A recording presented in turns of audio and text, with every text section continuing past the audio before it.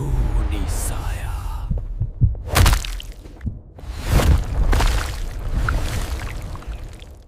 राम का नाम सत्य है। यही है सबका अंतिम सत्य। एक दुखी मनुष्य को सहारा देते हुए एक और व्यक्ति भी उसी रास्ते पर चल रहा था। उनके पीछे 4 लोग एक अर्थी को कंधों पर उठाए हुए थे।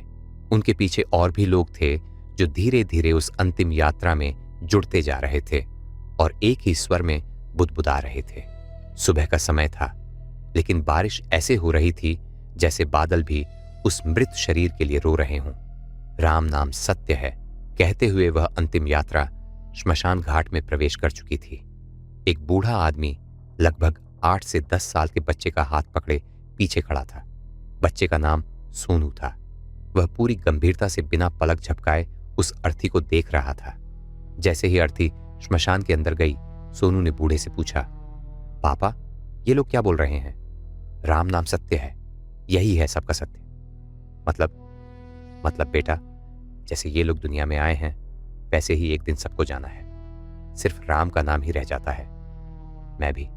हाँ बेटा, हम सब भी। सोनू फिर अर्थी को देखने लगा और बहुत देर तक देखता रहा। अचानक किसी ने पीछे से चिल्लाया, ये किसने मारा? बेवकूफ! आवाज सुनकर जब आदमी ने पीछे देखा तो वहां कोई नहीं था, क्योंकि सोनू और उसका पिता अब शरीर से मुक्त आत्माएं थे जिन्हें सामान्य रूप से देखा नहीं जा सकता था। सिर्फ सोनू की हंसी सुनाई दे रही थी, लेकिन कोई दिख नहीं रहा था। यह देखकर उस आदमी के हाथ से तंबाकू गिर गया और वह डरकर भागते हुए चिल्लाने लगा, भूत, भूत, भागो! सोनू हंस रहा था। बेटा, वो तुम्हारे चाचा थे। क्या कोई ऐसा करता है? सोनू उदास हो गया। श्मशान के अंदर लकड़ी की चिता पर शव रखा जा चुका था। कुछ लोग दुखी थे, कुछ अंतिम क्रियाएं कर रहे थे। एक तरफ वही आदमी बैठा था जिसने पहले सोनू की आवाज सुनी थी। उसका चेहरा ढका हुआ था और वह कांप रहा था। लेकिन असली दुख तो उस व्यक्ति का था जो अर्थी के आगे चल रहा था। एक बच्चे को दफनाने के लिए गड्ढा खोदा जा रहा था। भाई, कम उम्र में बेटे की अर्थी उठाना बहुत भारी होता है। जल्दी करो ठाकुर, समय पर संस्कार हो जाना चाहिए। सोनू के शरीर को सफेद कपड़े में लपेटकर मिट्टी के गड्ढे में उतारा गया। बेटे की उम्र लगभग 10 साल होने वाले थे। नाम सोनू। नाम सुनते ही पंडित मंत्र पढ़ने लगे। पिता टूट चुका था और धीरे धीरे मिट्टी डाल दी गई। सोनू खुद को देख रहा था जैसे उसे ही जिंदा दफनाया जा रहा हो। डरो मत बेटा, मरने के बाद कोई दर्द नहीं होता। जो रह जाते हैं उन्हें दुख होता है। सोनू अपने पिता को देखता है। पापा, मैं यहीं हूं। लेकिन उसके पिता को कुछ दिखाई नहीं देता। वह रोते हुए जमीन पर गिर पड़ते हैं। सोनू, मेरा बेटा। सोनू उनके पास खड़ा होकर हाथ छूता है, लेकिन कोई असर नहीं। पापा, मैं यहीं हूं। लेकिन अब वह सिर्फ मिट्टी देख रहे थे जिसमें उनका बेटा हमेशा के लिए चला गया था। समय बीत गया। घर में मातम छाया हुआ था। पिता की आंखों में दर्द था, लेकिन जिम्मेदारियां उन्हें फिर से मजबूत बनने पर मजबूर कर रही थीं।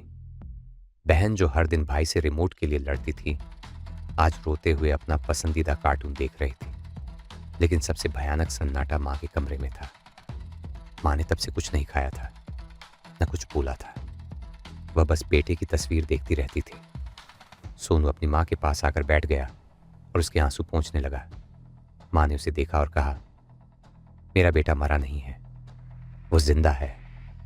मेरा बेटा जिंदा है। और उसने सोनू को गले लगा लिया।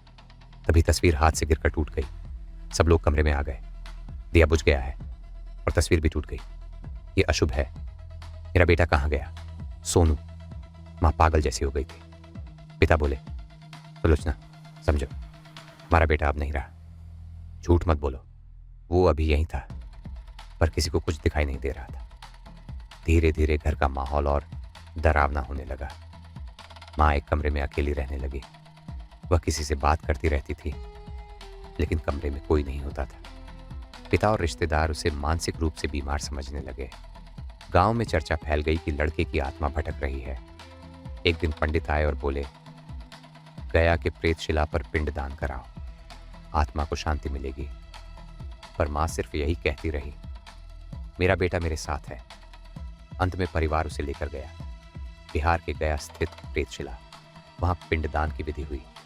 पंडित ने कहा, अब आत्मा को शांति मिल जाएगी, और मंत्रोच्चार के बीच सोनू की तस्वीर वहां रख दी गई। सोनू वहीं दूर खड़ा यह सब देख रहा था। मां, मैं जा रहा हूं। नहीं सोनू, मत जाओ। लेकिन धीरे धीरे वह गायब होने लगा। मां चीखती रही, रुको मेरा बेटा, मत जाओ। और फिर सब शांत हो गया। केवल हवा की आवाज रह गई।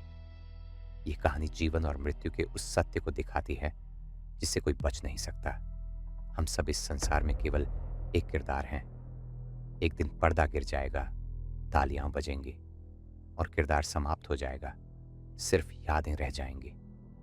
यही है संसार का सत्य। अगर ये कहानी आपके दिल को छू गई हो तो इसे सिर्फ एक कहानी मत समझिए, बल्कि जीवन का एक संदेश मानिए।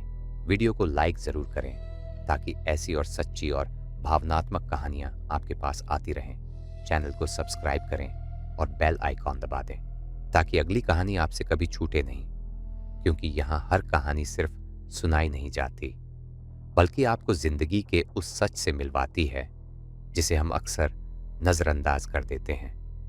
मिलते हैं अगली रहस्यमयी और भावनात्मक कहानी के साथ। जय श्री राम।